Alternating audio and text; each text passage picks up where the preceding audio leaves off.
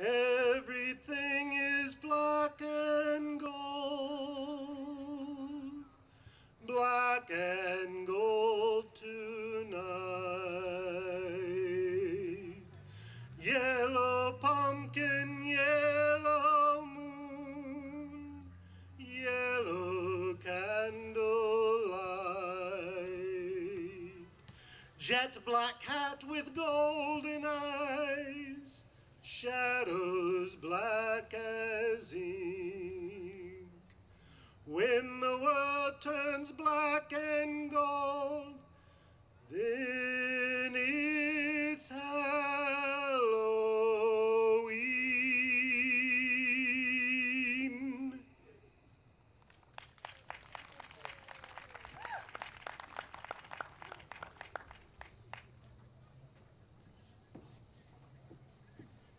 Good evening, ladies and gentlemen. That was Keith Carter with our opening song.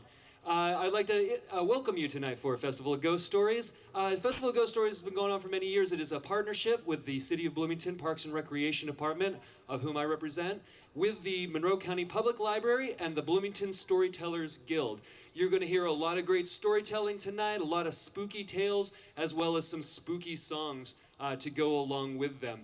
And while you're doing that, please feel free to partake of the free cider that we have. We have both hot and not hot cider available just to your right over at the table near the shelter. Go ahead and go over there when you feel the chill dig in and you're looking for something warm.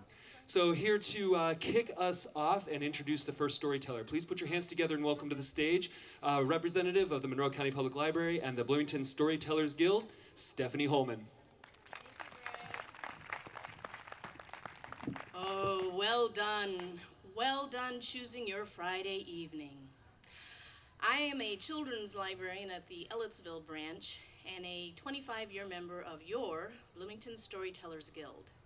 I'd like to thank Bloomington Parks and Recreation for providing the stage, the wonderful sound folk who are going to make our voices waft all across the lawn so that you can just sit back and relax and let the words come to life and illustrate themselves in your own mind.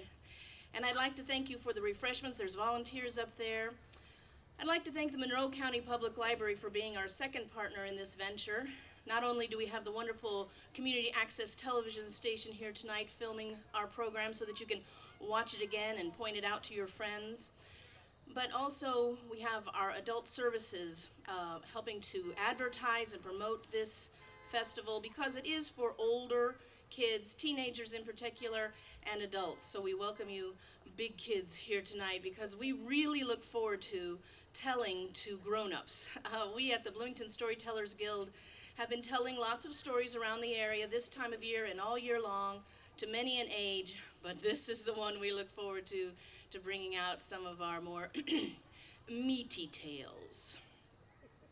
And I congratulate you once again for being here tonight, but I also just applaud this setting. I mean, could we ask for a better night? This is probably the most beautiful fall setting that we've had here in my 25 years. Let's literally applaud it.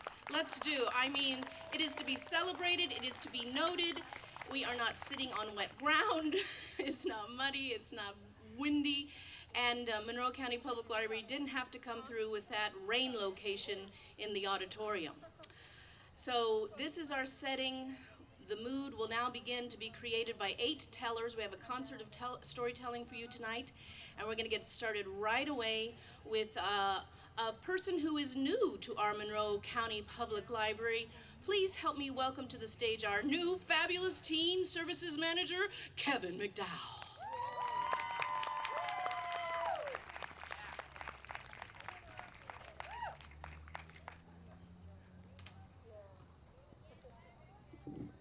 I watched The Others last night. Have you seen it? Raise your hand. Oh, good movie. Yeah, and it's just as creepy even when you know.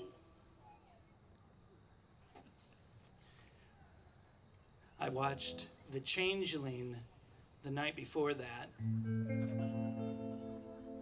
Who's seen that? I didn't even know. That was a mildly disturbing movie. But I like those movies that we watch this time of year. I only watch them this time of year. That are scary because of what you don't know and what you don't see. Like in Jaws, they don't show you the shark until 3/4 of the way through the movie, and it's still a scary movie. So this song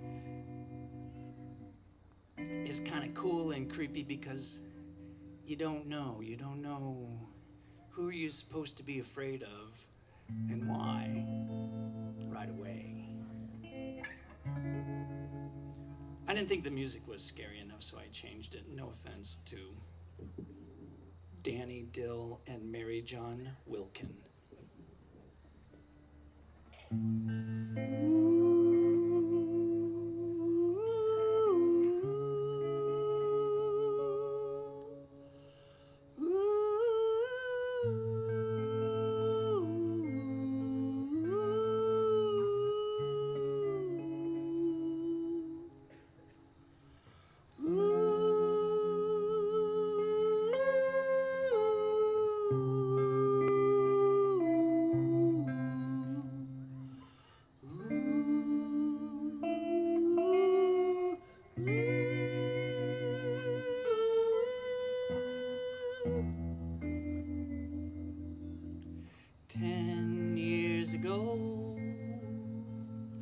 On a cold, dark night, someone was killed beneath the town hall light. There were few at the scene, but they all agreed that the slayer who ran looked a lot like me. The judge said, son, what is your alibi? If you were somewhere else, then you won't have to die. I spoke not a word, though it meant my life, for I had been in the arms of my best friend's wife. Nobody, she walks these hills in a long black veil. She visits my grave when the night winds wail. Nobody knows, nobody sees. Nobody knows but me. The scaffold is high and eternity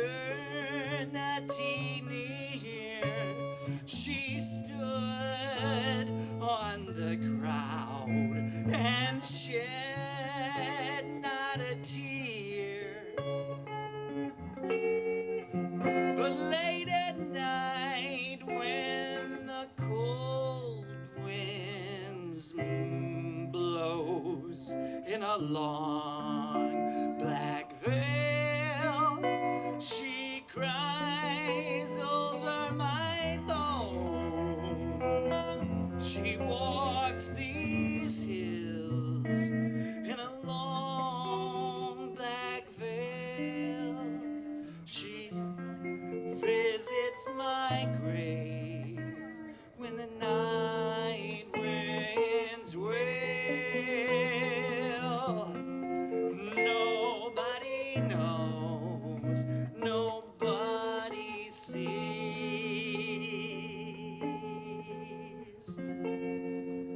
Nobody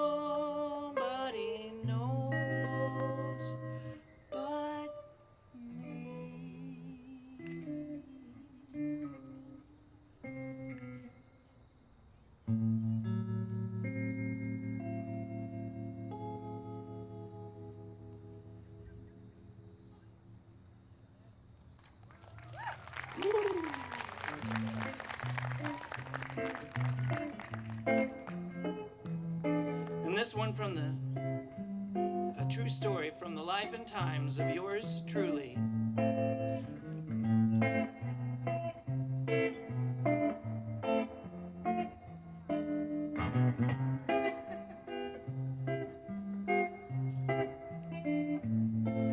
When the night wind blows so cold you can feel it through your knees underneath your clothes, and the moon is large and it shines so bright you can see it through your lids when they're closed, and the sound of your feet shuffling through the fallen leaves is a sound that can inspire on a night like tonight when everything's just right for dancing in a circle round the fire. Everyone dance and kick your legs up to the sky above the flames as they blaze high. Come watch us fly.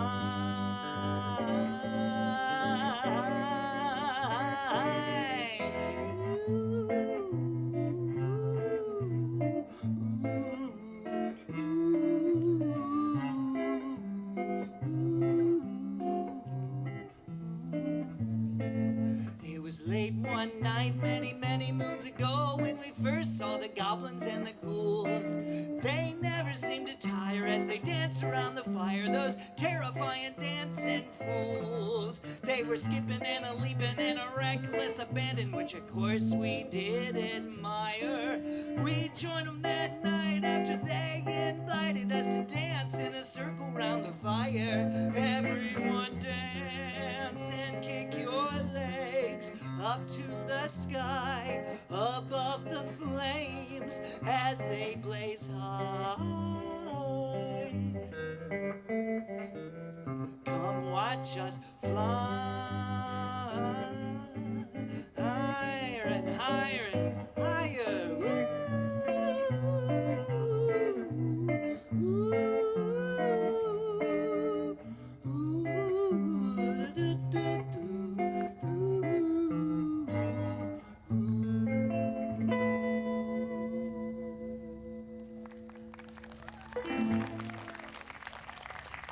Thank you.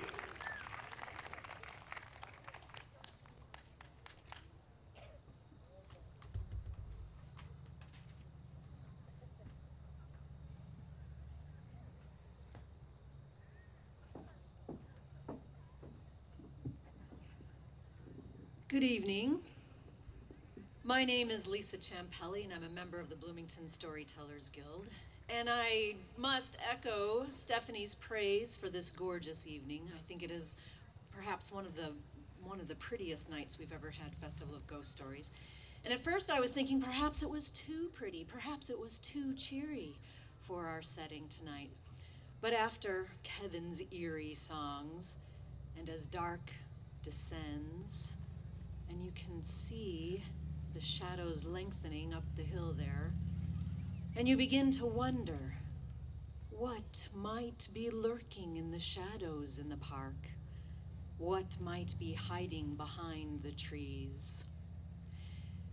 For you see, there was once an old man and an old woman and a little girl who lived way out near the deep, dark, piney woods in a house all made of hemp stalks. And they lived in this house with their little dog, who was called Little Dog Turpie.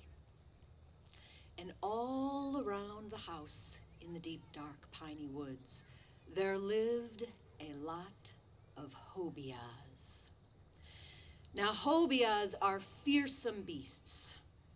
They're bigger than dogs, but smaller than bears, and they have red eyes that glow in the dark and long, sharp claws. And every now and then, they come creeping out of the woods, circling through the parks, and sneaking up to people's homes. And they gobble up little boys, and they gobble up little girls. And they gobble up big folks too, so don't think you're safe.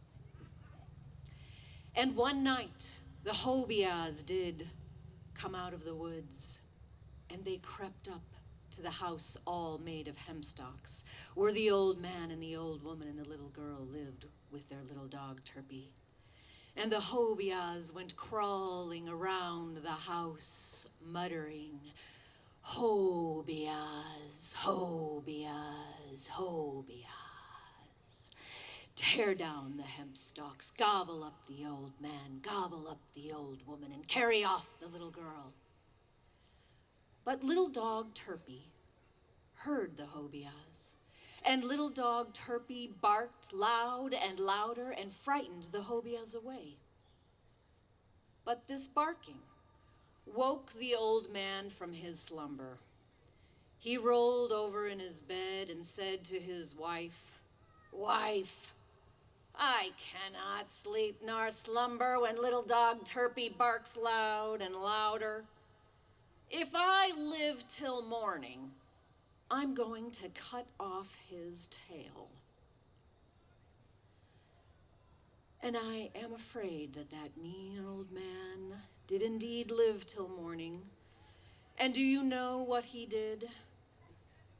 He cut off little dog Turpie's tail. And that night the Hobias came back.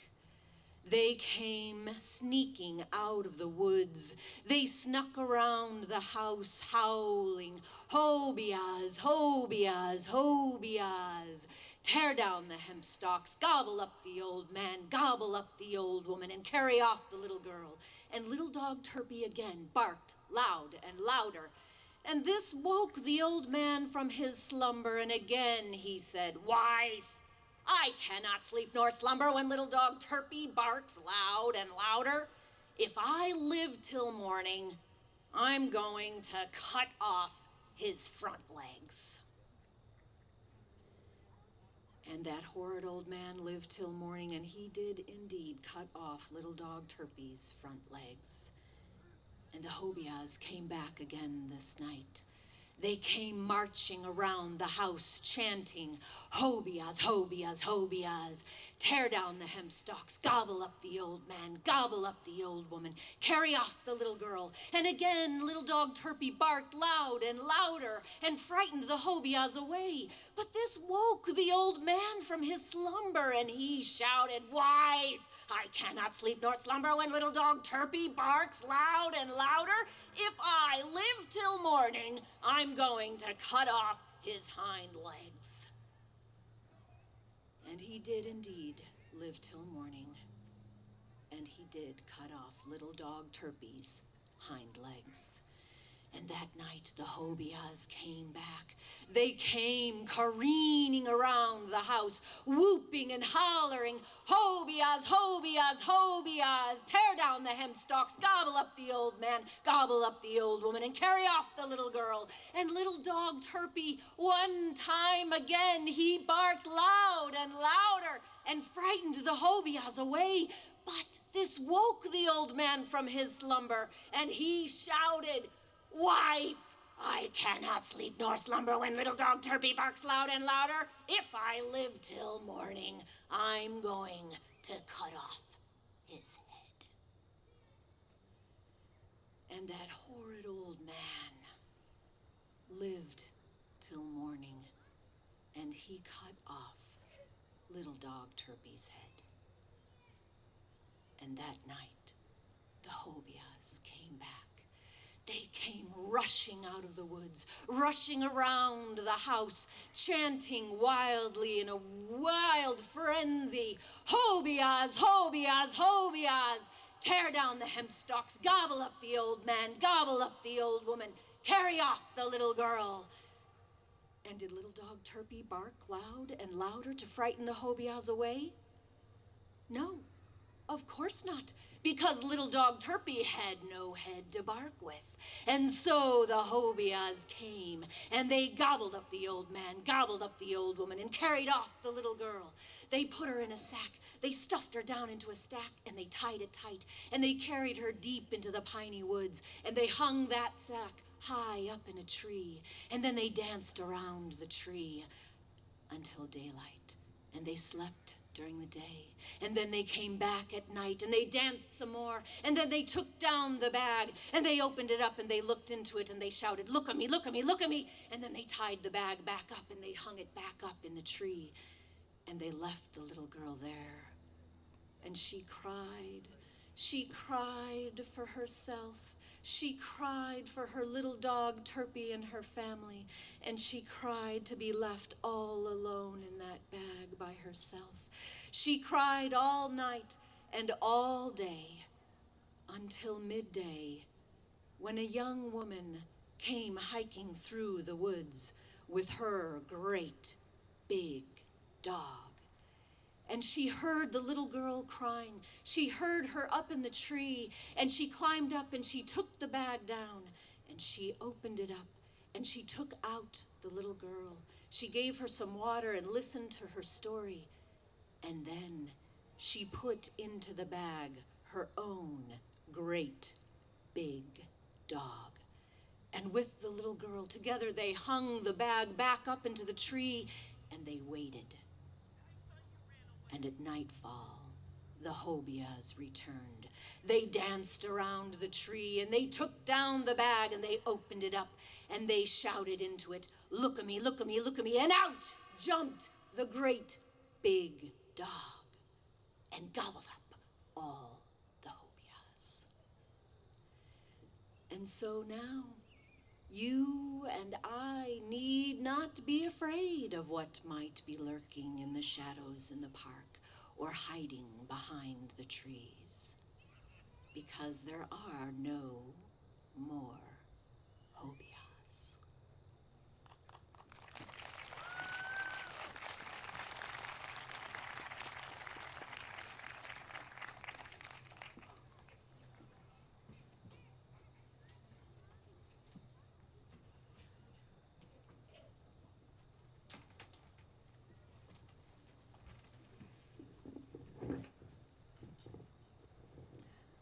I'm R.J. Trubet, and I'm going to tell you about this little old woman who was traveling alone late one night when her car got into trouble.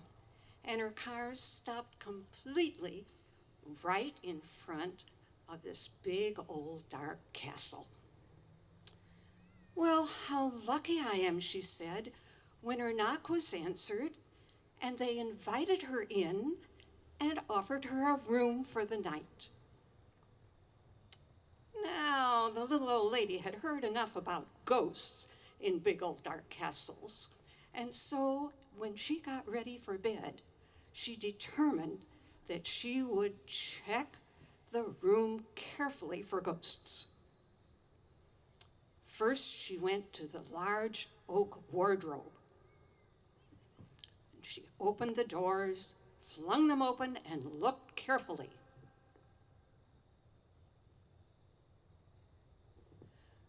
Ah, nobody here but me. And then she went over to the curtains, and she shook them and pulled them apart.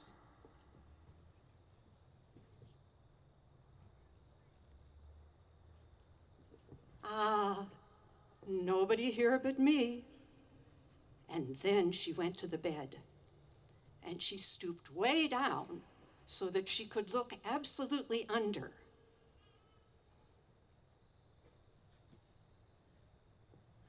Ah, nobody here but me. Content, she got into bed, turned out the light, and pulled the cover up to her chin. And the wee voice beside her said, "Ah, nobody here but us."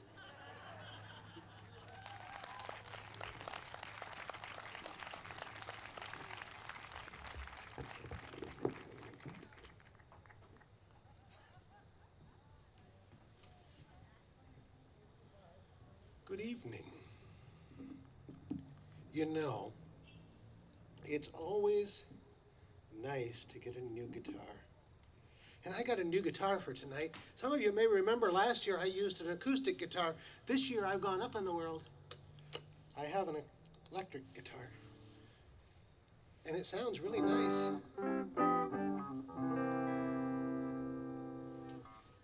because I think this song really needs an electric guitar. It's such a moody sound and a lovely sound, especially for a love song. And that's what I'm going to start off with, because after all, isn't Halloween really all about love?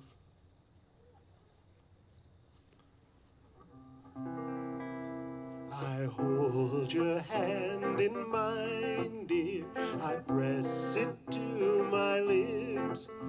I take a healthy bite of your dainty fingertips.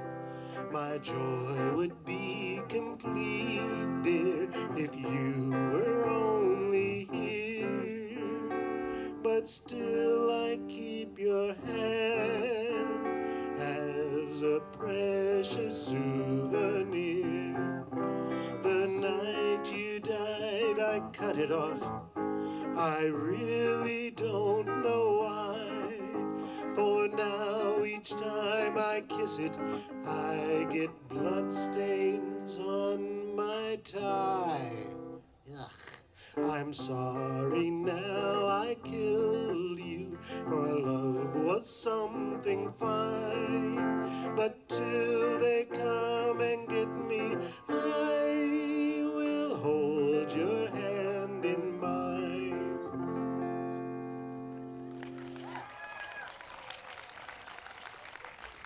Now, the one thing I do regret about this night is that I don't get to leave right away. I do want to spend some time with my wife. I like to hold her hand, too.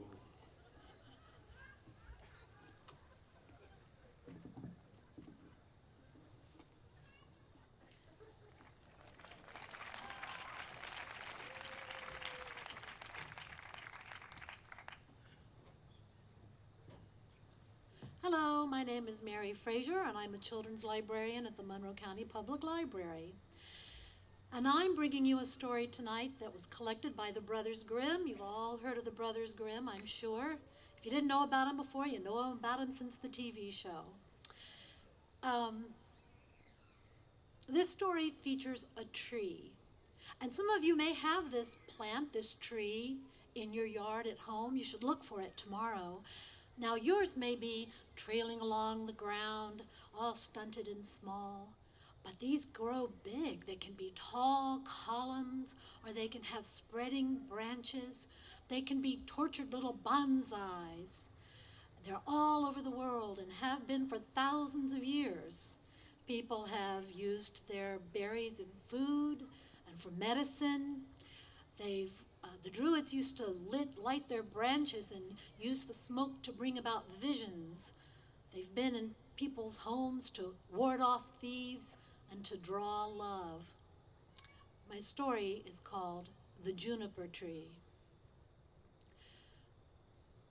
Many years ago, maybe even 1,000 years ago, there was a wealthy man who was married to a young and beautiful wife. They loved each other dearly and were very happy, except, of course, for one thing. They both wanted a child, and they had none. Now, they lived in a large stone house that was surrounded by a courtyard, and in the center of the courtyard, there grew a tall, spreading juniper tree. And the young wife loved that tree and spent many happy hours sitting beneath it in all kinds of weather through all the seasons. Now, one day she was beneath the tree peeling an apple on a winter's day when her knife slipped and she pricked her thumb and a few drops of blood fell there on the white snow. And she said, "Oh, if only I could have a child as white as the snow and as red as blood, then I should be happy." Well, spring followed winter and summer followed spring, and these were happy times for this young woman because as it came about, she was going to have a baby. But when autumn came, she became melancholy. And one day as she was out picking berries from the tree, she suddenly was overcome with a premonition. And she called her husband to her and she said, "If I should die, bury me here beneath the juniper tree." Not long after that, she gave birth to a beautiful baby boy. His skin was as white as snow, his lips were as red as blood, and she loved him dearly for a few days. When he was only a few days old, his mother died. And her husband mourned, he cried, he buried her beneath the tree as she had wished. But soon he dried his tears, and in time he married again. And his new wife gave him a daughter. Her name was Anne Marie. And the new wife loved her daughter beyond all things in the world, as much as she hated the son of the first wife. She loathed the boy. She wanted all of the worldly goods of her husband to come to her and her child, and nothing to go to the boy. And so when he came into the house, she would prick him, and she would punch him, and she would pinch him, and she would box his ears, and she harried him around the house so that the poor thing could find no place to have any peace at all. One autumn, one crisp, clear autumn, when all of the apples had been harvested, little Anne Marie came to her mother one day and asked if she might have an apple. And her mother said, "Of course you may. Come with me, my child." And she took her into her storeroom, where she had a large chest filled with apples. Now it was a heavy wooden chest with a heavy lid, and it was bound around by iron with a sharp iron hasp where the lock was on the chest. And she opened up the chest and chose a perfect apple for her perfect daughter. But just then she looked out the window, and she could see the boy headed home, and she hated that boy, and she was overcome with her anger and hatred for him. And she took the apple away from her daughter and put it back with the others and closed the lid, and she said, "Anne Marie, you run, go play. When your brother comes home, then you shall both have an apple, and you can eat them together." And so little Anne Marie did as her mother said and went on her way to play. And the mother waited there in the doorway. And when the boy came in, she said, "Hello, my son. How would you like a nice, crisp apple?" And he said, "Oh, yes, Mother, I would. I would love to have an apple." And she said, "Then come with me." And she took him into the storeroom, and she opened up that heavy lid on that cask full of apples. And she said, "Go ahead. You look inside and choose your apple." And when the little boy leaned over to choose an apple, she slammed that lid down, and that sharp, heavy hasp severed his little neck, and his head rolled out into the apples.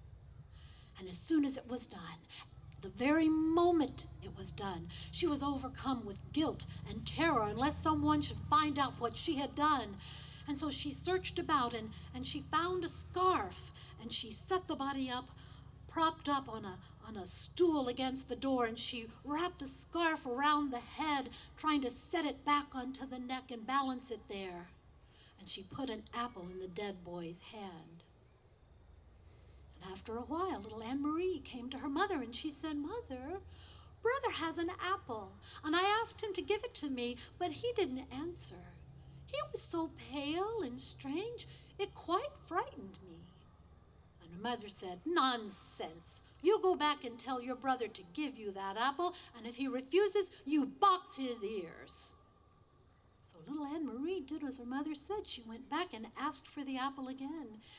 And of course her brother was silent and said nothing. So she reached up and tapped him on the ear. And when she did, his head rolled off his body and rolled down onto the floor. And the child screamed, and she ran to her mother in tears and told her what had happened. And her mother bent down and took her by the shoulders, and she said, "Anne Marie, what have you done?" But never mind. What's done is done and can't be undone. You go on your way, and I will take care of this. And her way of taking care of it was to put the boy in the stew she was making for supper. Well, that evening, the father came in, and the first thing he did was look around for his son and ask about him. And she said, "Oh, him, he's probably gone to visit his uncle." And the father said, "What, he went away without telling me goodbye?" And she said, "Oh, don't worry about him. He's with his uncle. I'm sure all is well." And all little Anne-Marie could do was shiver in terror and cry. Well, the father sat down to the table for his dinner, and she ladled up thick black stew into the bowl and put it before him. Anne-Marie had none of it, and neither did the mother, but the father ate it, and oh, he loved it. He said it was the best thing he had eaten. He ate and he ate. He ate again bowls and bowls and bowls of that stew until he had eaten it all up. And poor little Anne-Marie just cried and cried until finally she crept away from the table. She went into her room and found a perfect piece of white, pure silk. And then she went and found her brother's bones where her mother had discarded them and wrapped them up in that white silk and took it out and laid the bundle beneath the juniper tree. And when she did that, that tree began to sway back and forth, and it unfurled its branches, and they came together and apart and together, just like a person clapping for joy. And then a cloud of some kind of smoke or mist came out of the tree, and when it parted, she could see flames. There was a fire that burned, but the tree was not consumed. And suddenly, out of the fire, a bird flew up with magnificent plumage, singing a beautiful song, and it flew away in the evening air. And then the smoke cleared, and the fire was gone. And when she looked down, the little bundle of bones was gone as well. And she felt a little bit lighter in heart, and she went back in and sat down and had some bread and butter with her mother and her father. Now that bird flew on into the village, and it stopped at the house of the jeweler, and it perched up on top of his house, and it began to sing a song, in bird song, of course, but if they could understand it, they would have heard this. My mother butchered me, my father ate me, my sister little Anne-Marie, she gathered up the bones of me and wrapped them in a silken cloth, laid beneath the juniper tree. Oh, what a lovely bird am I. Well, the jeweler heard this amazing bird song, and he jumped up from his workbench, carrying a gold chain in one hand and his tools in the other, still with his leather apron on, and ran out into the street and looked up, and he said, "Bird, bird, what a beautiful song. Sing it again for me." But the bird would not. It would not sing again for free with no payment.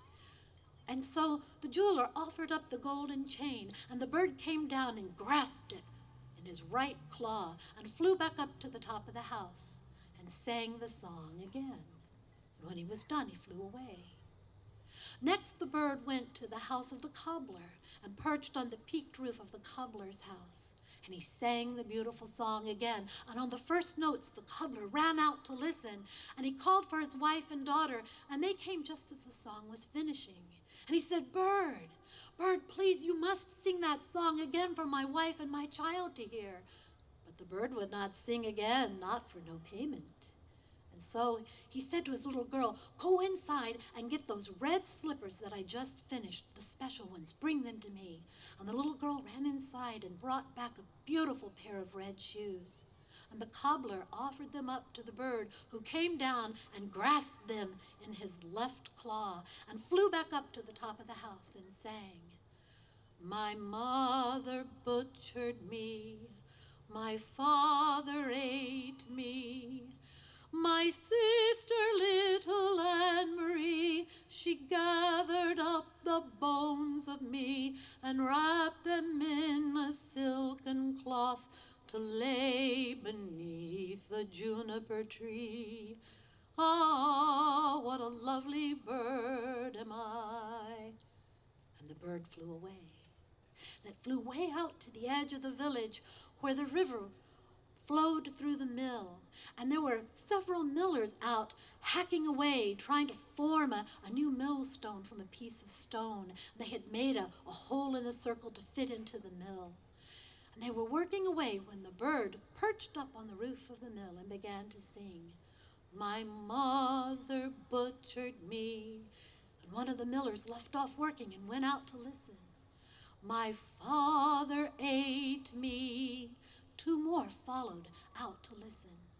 "My sister, little Anne Marie, she gathered up the bones of me." All but one went out to listen to the bird's song and wrapped them in a silken cloth to lay beneath the juniper tree.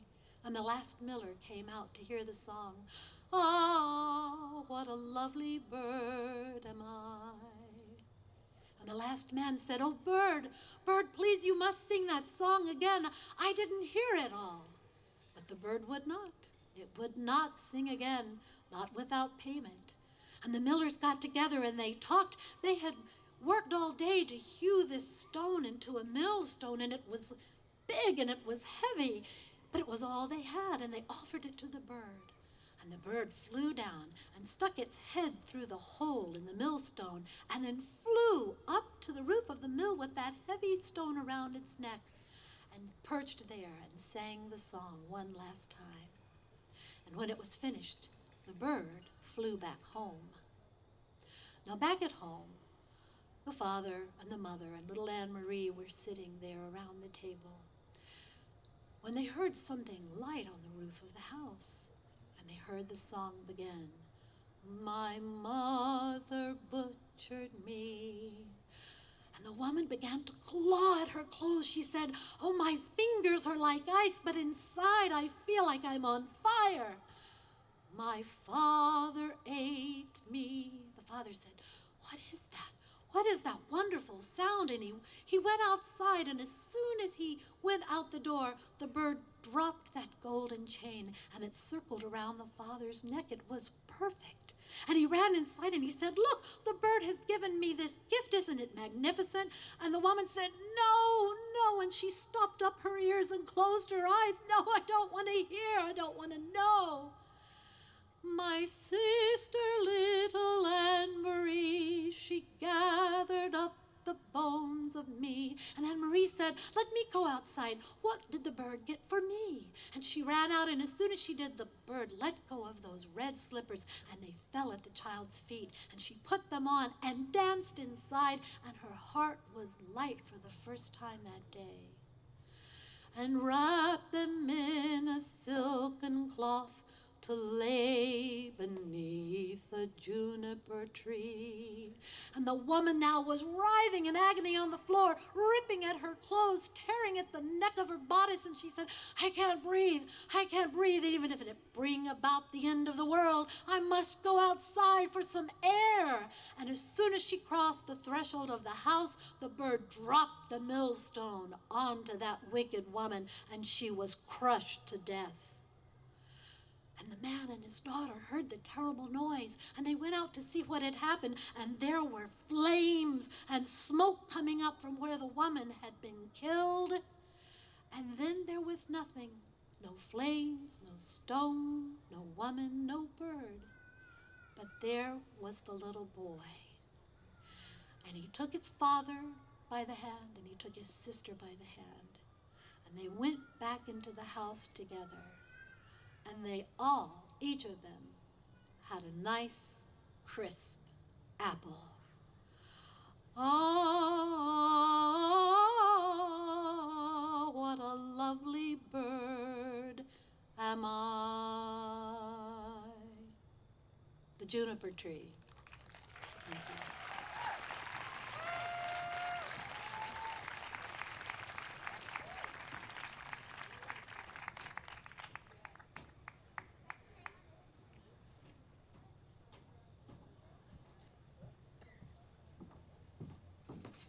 Good evening. My name is David Matlack. I'm an educator, a storyteller, and a veterinarian. I was born and raised in Indiana, spent quite a bit of time in Florida, but I got home as soon as I could. Now, it was down in Florida where I cut my teeth on storytelling, and my wife and I had a small animal veterinary practice. Now, in Florida, most of our clients were retirees. Elderly people tend to have elderly pets, but we very much enjoyed taking care of the senior citizens in their golden years. I particularly remember the Dedemeyers. Mrs. Dedemeyer was a petite, spry woman, sharp as a tack. Mr. Dedemeyer was a huge man, jolly. They had a tiny little poodle named Killam. Mr. Dedemeyer adored Killam. Killam adored Mr. Dedemeyer. They were always together. He went everywhere with her, frequently bringing her into the office for the slightest little thing or just coming in for a visit, and we very much enjoyed that. But one day, Mr. Dedemeyer died. A couple weeks later, Mrs. Dedemeyer called the office to tell us that Killam had died in her sleep of a broken heart, she said. Now, a few weeks after that, the Dedemeyer's son from up in New York called the office to set up an appointment for his mother and her new dog. We made it for the next day. We couldn't wait to see Mrs. Dedemeyer's new dog. In her usual form, she was a little early for her appointment. She opened the door, and in came bounding an enormous, attack-trained Doberman Pinscher. The kids had pitched together money to buy this dog as a guardian and a companion for their mother. He was a magnificent creature, obviously well-trained, and in time, they got along famously. He was a wonderful companion for her. Now, that next summer, we were sitting around the clinic. It was a rather lazy summer day, just chatting, when suddenly we heard this screeching of tires out in the parking lot. We looked, and there was the Dedemeyer's Lincoln Continental. Mrs. Dedemeyer popped out of the driver's side, ran around to the other side, opened the back passenger door, and I don't know how she did it, but that 80-year-old woman scooped up that 90-pound Doberman and brought him to the door. We opened the door, helped her in, plopped him down. What happened?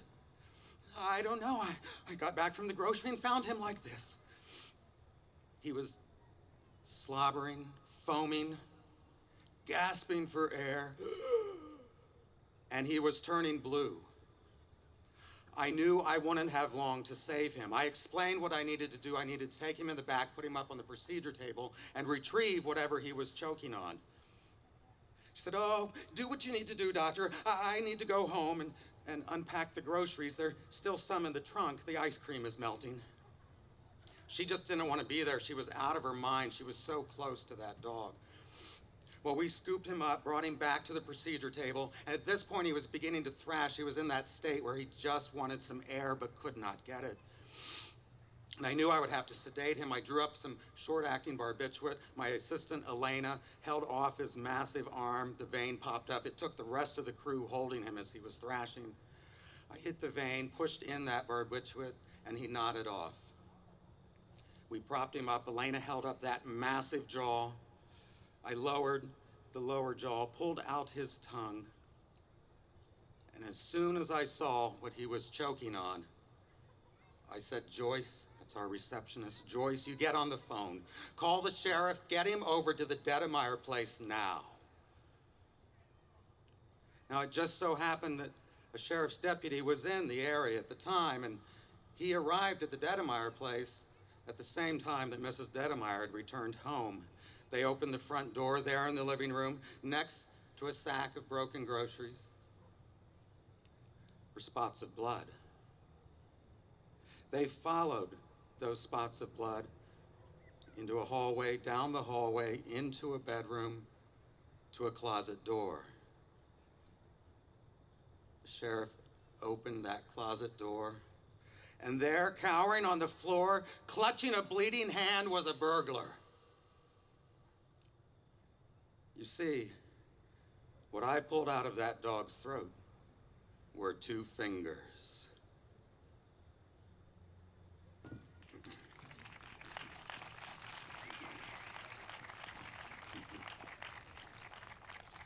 Now, I fancy myself a man of integrity and honesty, and that story came about by walking through a front door.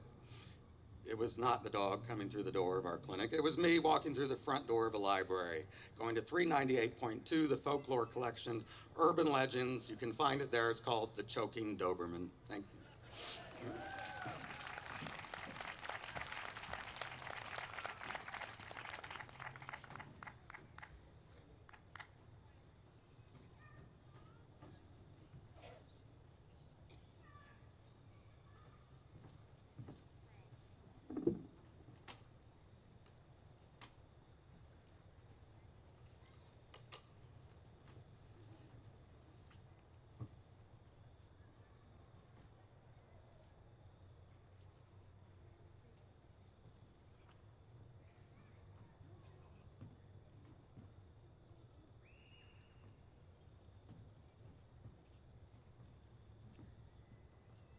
You know, I can't believe it. Somebody did not like the song I did last time. I mean, I really don't understand it. There was this woman, she came up to me, she took offense at it. I mean, this is written by it was written by a mathematics professor in 1958. The songs I do are by a mathematics professor named Tom Lear. They're great songs. They're funny songs. They're good Halloween songs, and she didn't like it. She came up and she read me the riot act. Almost tempted not to do the next song. But she said she was going to curse my new guitar. I'm proud of it. It's a beautiful sounding guitar.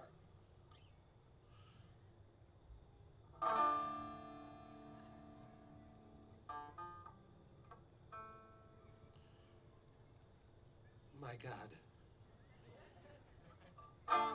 It's a banjo.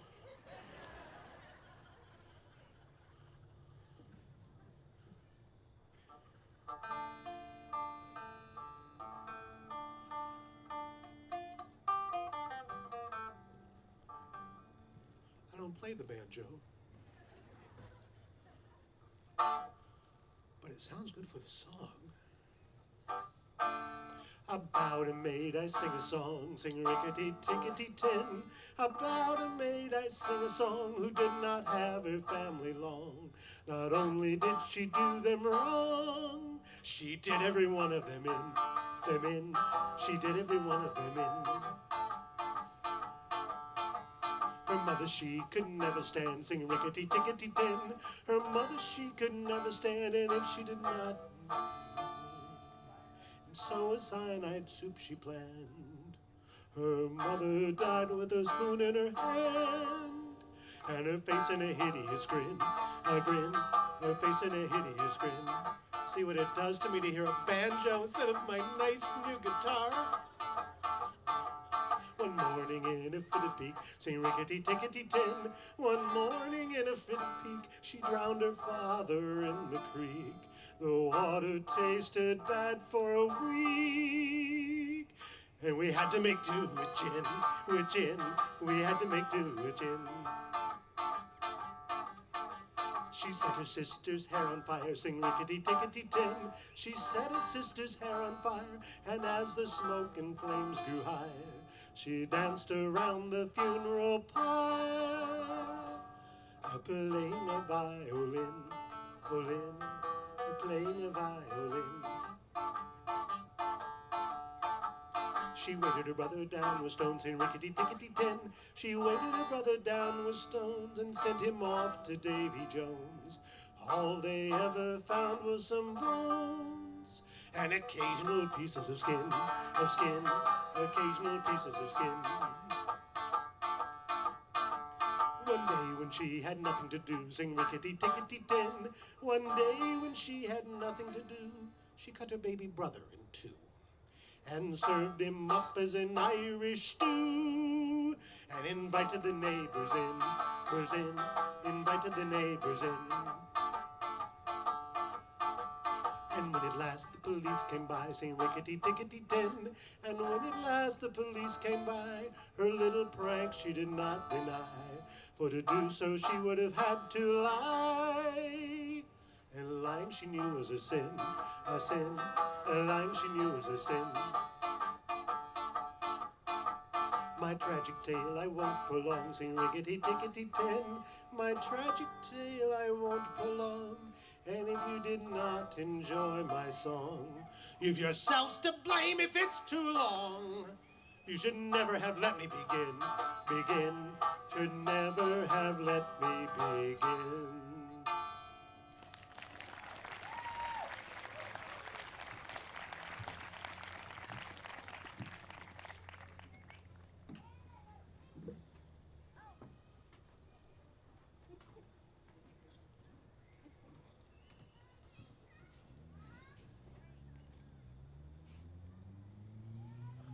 In the Low Countries of the Carolinas, both north and south, there are evil creatures, witches, who take on a human form during the day so that they can meld in with the humankind, so that they can find their way into the lives and the homes of humans. These creatures are known as boo-hags. But in the night, they rid themselves of their human disguise and head off towards the swamps to be with their own kind, to be with their boo-daddies.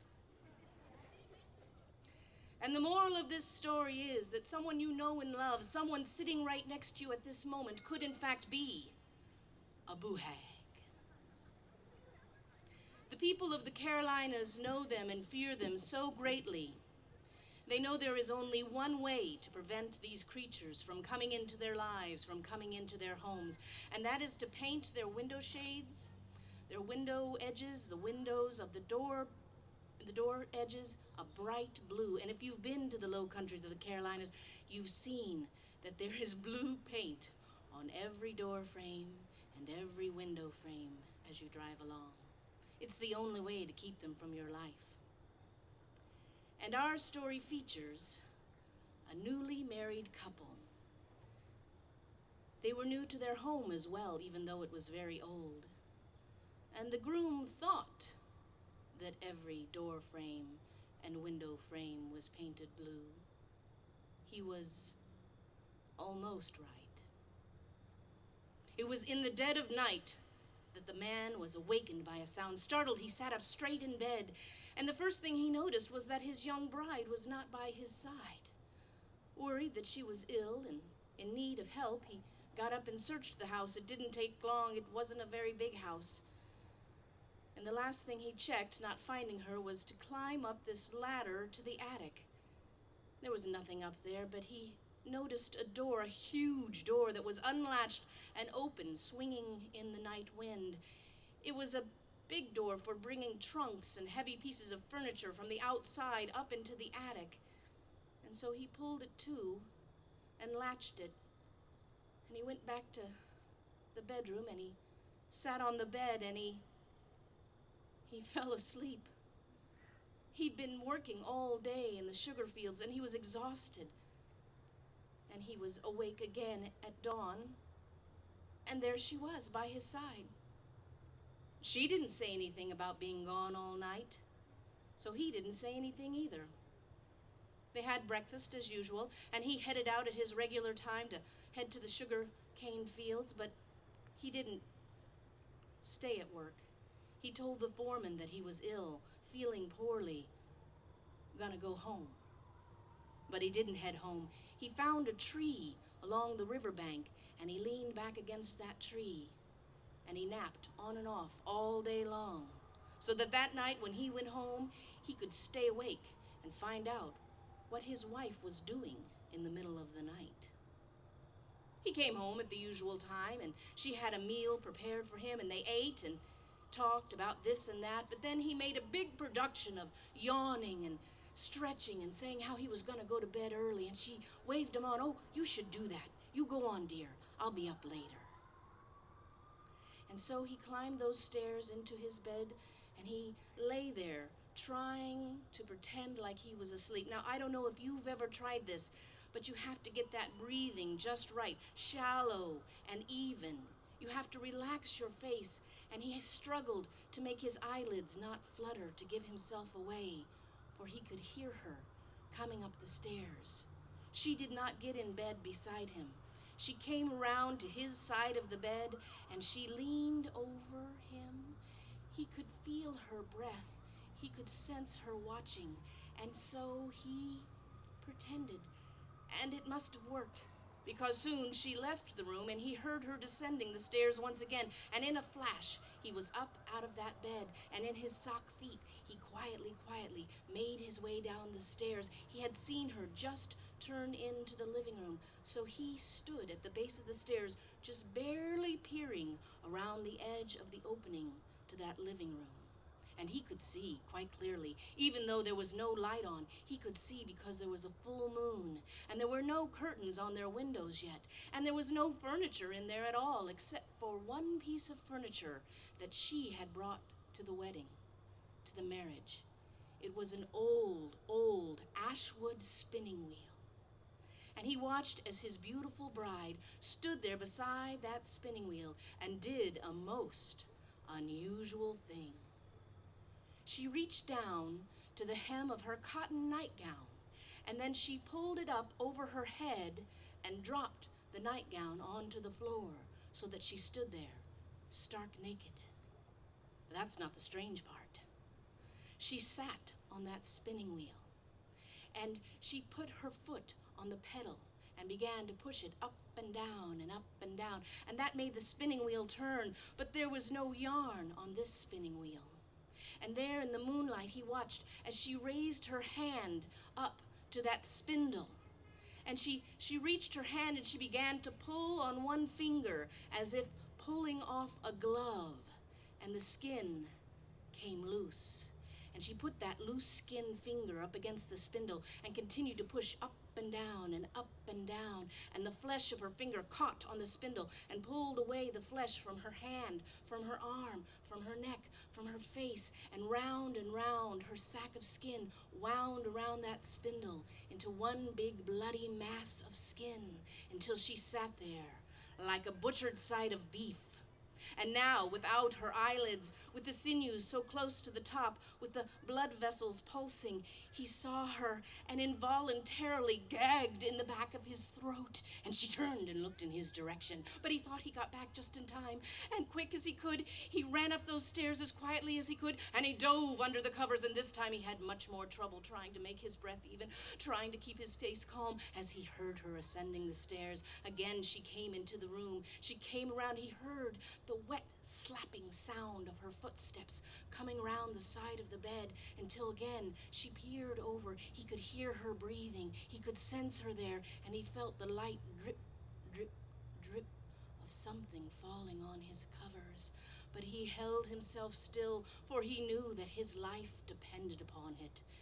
And she must have been convinced, or in a hurry, for she left him there. And this time he heard her not descend the stairs, but head toward the attic. Again, he was out of bed, and he saw just in time her feet disappearing up that ladder into the attic.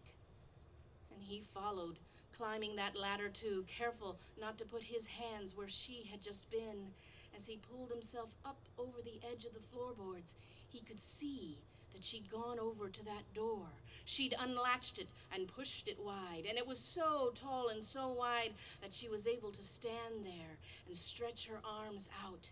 And in this manner he watched as his bride launched herself into the night sky, and she flew once around the house, checking to make sure she wasn't observed, and then he saw her fly off over the town into the direction of the swamps, to be with her own kind. And so great was her evil, as she flew over that town, in sleeping houses below, milk that was fresh curdled and turned bad. So great was her evil that cats turned against their masters and tried to scratch them in the night. So great was her evil that wounds that had begun to heal broke open and began to bleed again. And he knew that he was lucky to have discovered what he was living with so early on. And yet, this was his bride. And so he sat there kneeling in that open door, and he wept for the loss of his young bride. But then he knew. Drying his eyes, he knew what he had to do. And the first thing he did was head out to the shed and get that bucket of blue paint. He came up to the attic and he painted the outside of that frame. And then he closed it and latched it. Now painted shut against her, she would never find a way into that house again.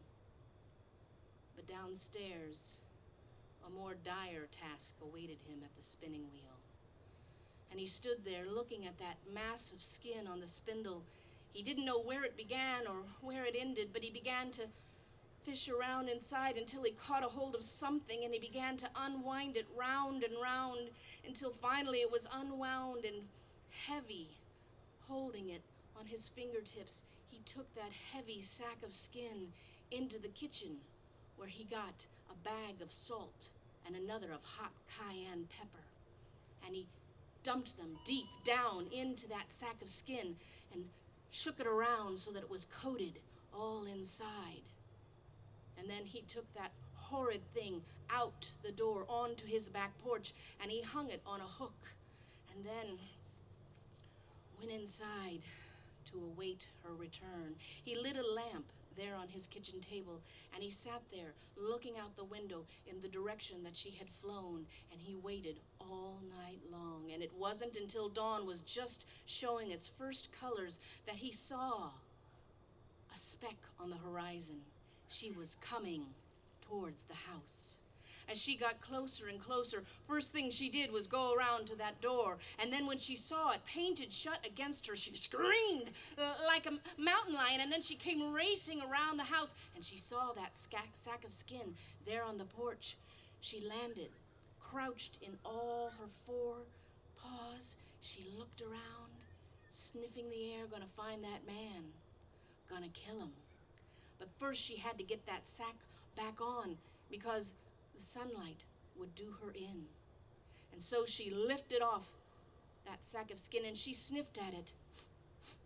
But she couldn't smell that salt or that pepper deep inside. And so she started putting it on, first one leg, then the other. And she was just starting to fix her face back on her skull when she felt the burn of salt and pepper on raw flesh. And she screamed like an animal caught in the fire. And she started to scrape at her own flesh, trying to remove it, trying to get out of it. And blood poured down her body and pooled on the floorboards. And the man, the husband inside behind the window, just watched and waited.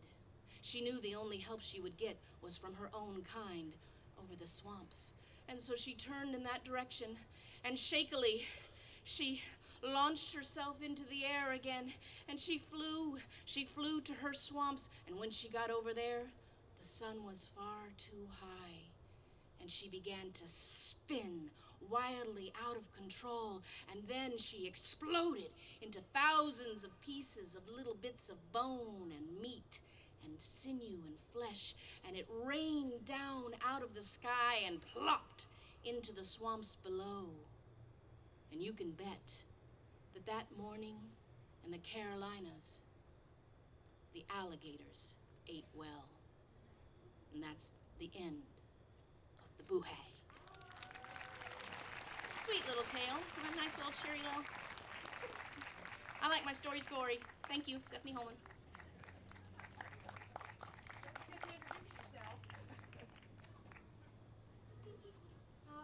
A veritable culinary network of food network of tasty stories we're having tonight. Hi, I'm Patty Callison, and the story that I have to tell you tonight is one that I have been investigating, trying to find out the truth of it all. And at this point, I can't say whether this is a true story or not, but sometimes you just have to enjoy the truth that is in a story. Now, Lacima Prison sits in a remote the end of a 20-mile-long dirt road. Built of concrete, this prison is one of the special ones meant to house those that society wants to forget. The criminally insane. Now, in 1936, there was a man named James Callahan who came to Lacima. And yes, he was mad, quite deranged and insane, having wrecked a trail of murder and mayhem across California. He was finally cornered in a small cave on the Pacific coast. And when they finally cornered him, his eyes were afire.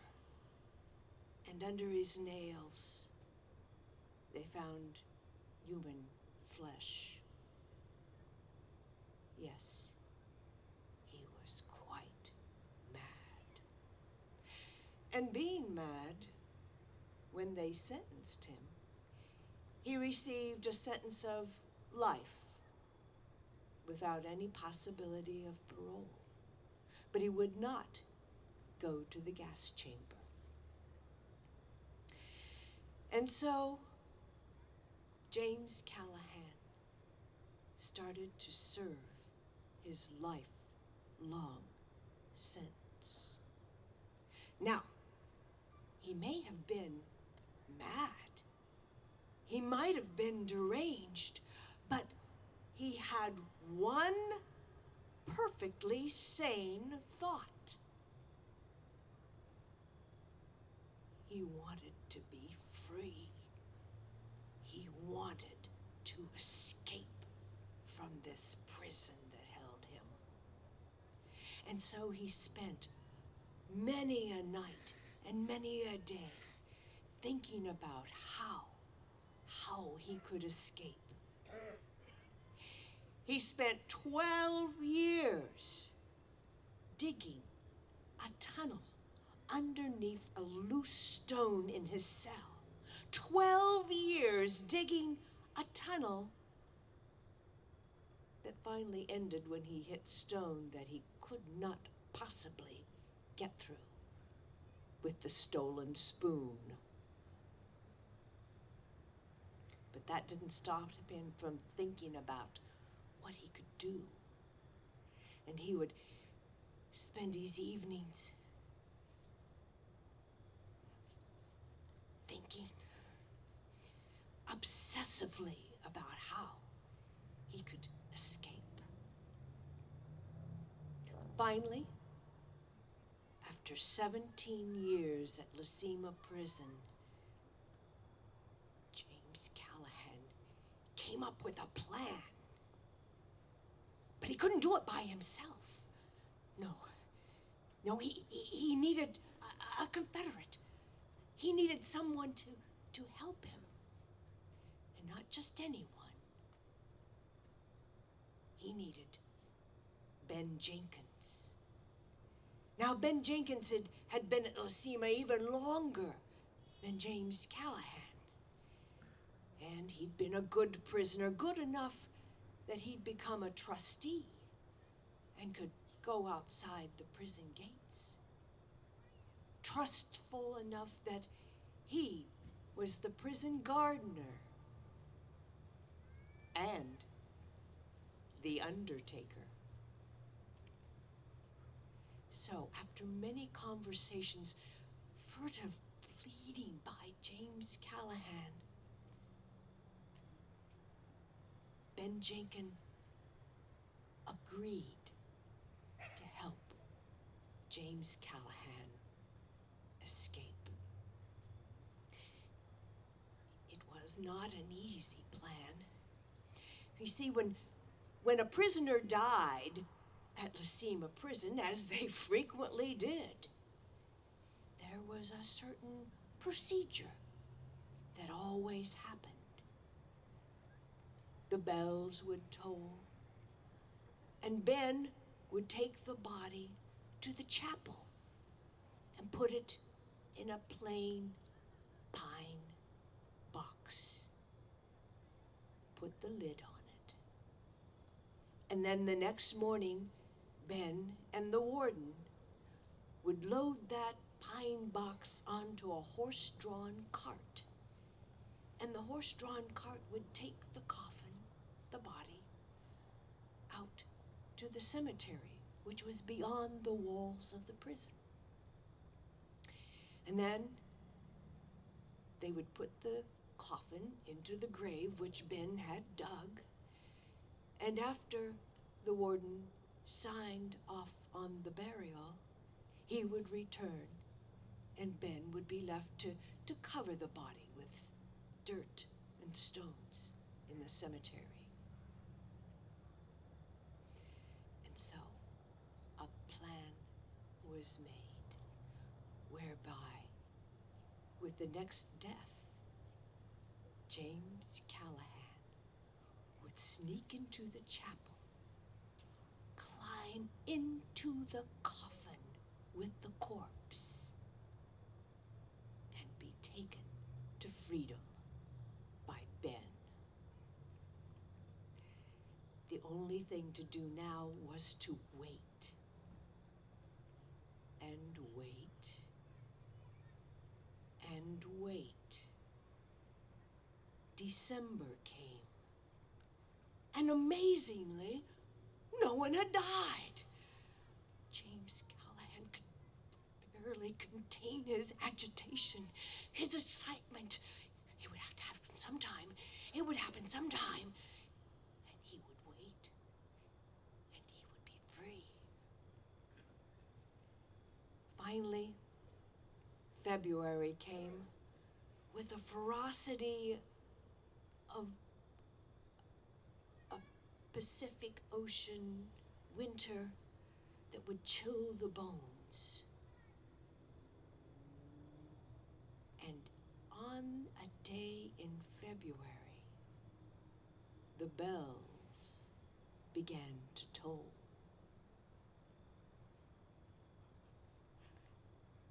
And James Callahan knew that his plan was about to take form, was going to follow the death of one of the prisoners. And so, that evening, he snuck away from the work detail he'd been on in the prison, and he crawled into the dark chapel. He crawled quietly, silently across the floor. And yes, there they were, the two benches that would hold the coffin. Carefully, he lifted the lid, feeling his way in the dark. He climbed into the coffin and settled himself on the somewhat squishy and sweet-smelling corpse that already resided in the coffin. And then he pulled the lid down after himself. It was a long night, but his excitement and terror at being in the coffin with the body was nothing to what freedom would be for him. And then he could sense it. Movement after that long night. And then he felt it.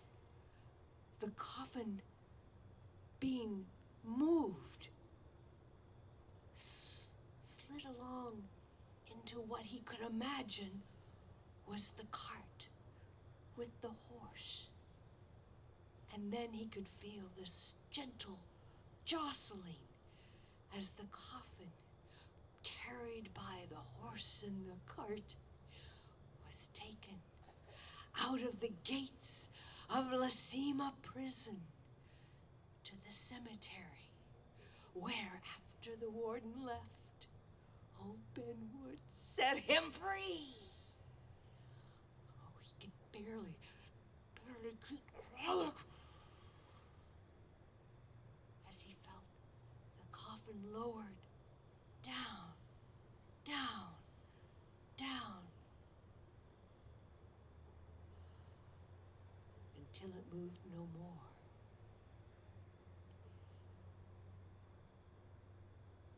Any time now, Ben would let him out. But then he heard something a little disturbing. Swoosh, thud, swoosh, thud. Earth being put onto the top of the coffin. Well, maybe the port warden hadn't signed off and left yet, and Ben had to do something. Swish, thud, swish, thud.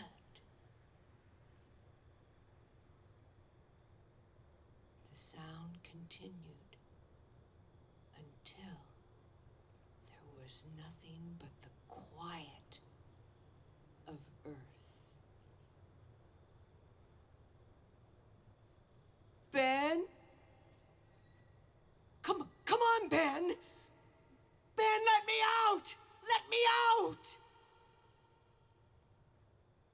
And James Callahan begged for Ben to uncover the coffin and let him out. The air grew hot and thin in the coffin. Please, please let me out. But nothing. And in his mind, James Callahan thought,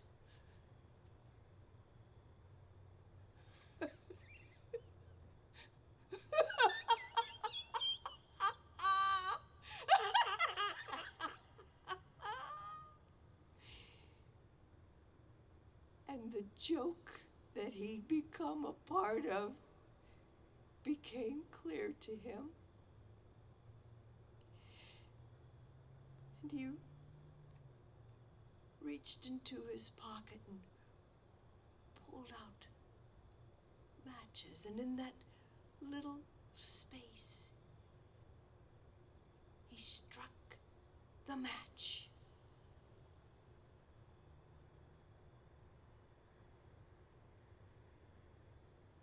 Looking over his shoulder, he looked into the dead eyes of Ben Jenkins. And that is the story of The Last Escape.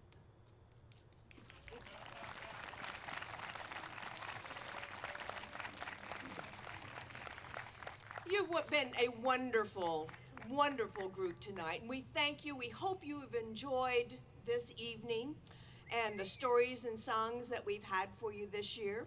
We also, the Bloomington Storytellers Guild and the Monroe County Public Library, invite you in February to our winter telling. So watch for that. I think it's February the 9th. I should find that out since I'm in charge of it. So we invite you all to come hear stories for adults and young adults again at the Monroe County Public Library in their newly renovated, beautiful auditorium. And so, happy Halloween, and we hope to see you next year. Goodbye.